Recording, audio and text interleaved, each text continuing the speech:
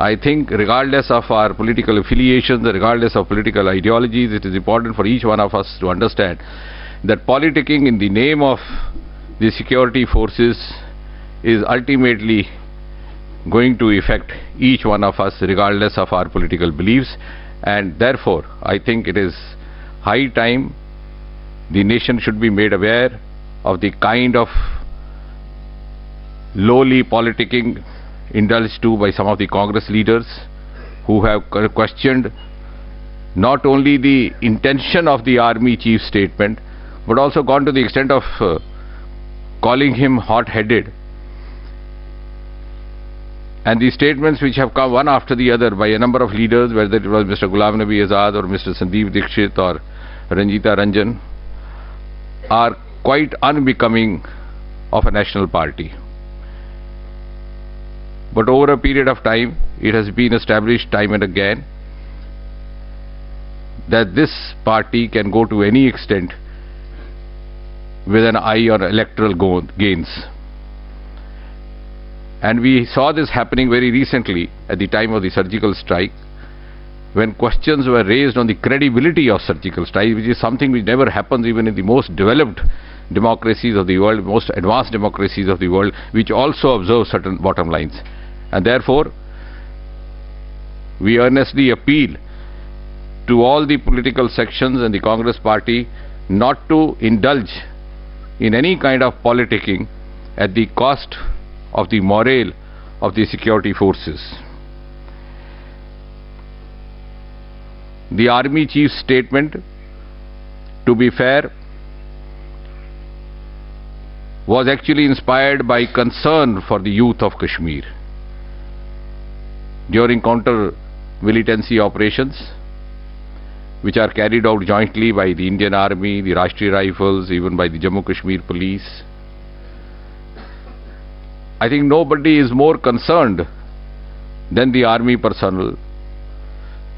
about the possibility of a collateral damage and to avoid a collateral damage happening.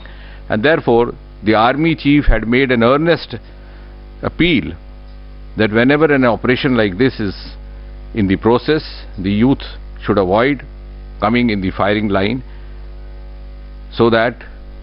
they could be spared of any damage. Unfortunately, some of the Congress leaders have started interpreting it as if the army is on run after the youth of Kashmir, which is far from true. All of us have a stake in the youth of Kashmir. We know the population of Kashmir comprises nearly 60% of youth, and it is the youth who have now come of age. They have come to realize the manner in which they were misguided by some of the separatist and semi-separatist forces, and they want to be a part of the mainstream development being led under the leadership of Prime Minister Narendra Modi. There has also been statements by some of the regional Kashmir-centric political parties who have not only gone to the extent of saying unsavory things about the army, but also questioned the wisdom of the army chief in having made that statement. Virtually, that is a semi-separatist or a separatist jargon which is resorted to by certain Kashmir-centric political parties the moment they are out of power. These are the same political parties, for example, like National Conference, which is talking like this, which as a part of UPA was the one which even went to the extent of demanding bombardment on the terror camps in Pakistan. But the moment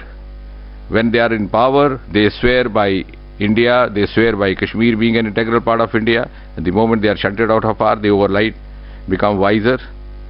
and tend to question the role of army, the status of Kashmir. And therefore, it is for all of us to realize this bluff, and particularly in the context of the sensitive situation that the country is going through,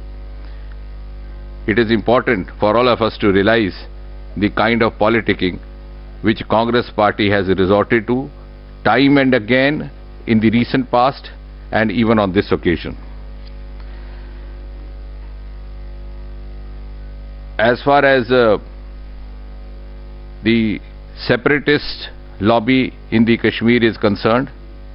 we have always held the view that this is more of separatism by convenience rather than conviction. They make best use of all the perks, privileges available through the Constitution of India, but at the same time publicly claim to be not subscribing to the same Constitution. And unfortunately, the Congress party, notwithstanding its apparent claims of being a national party, is also falling to the temptation of using the same separatist or semi-separatist jargon for some petty short-term electoral gains, which also may elude it in the times to come.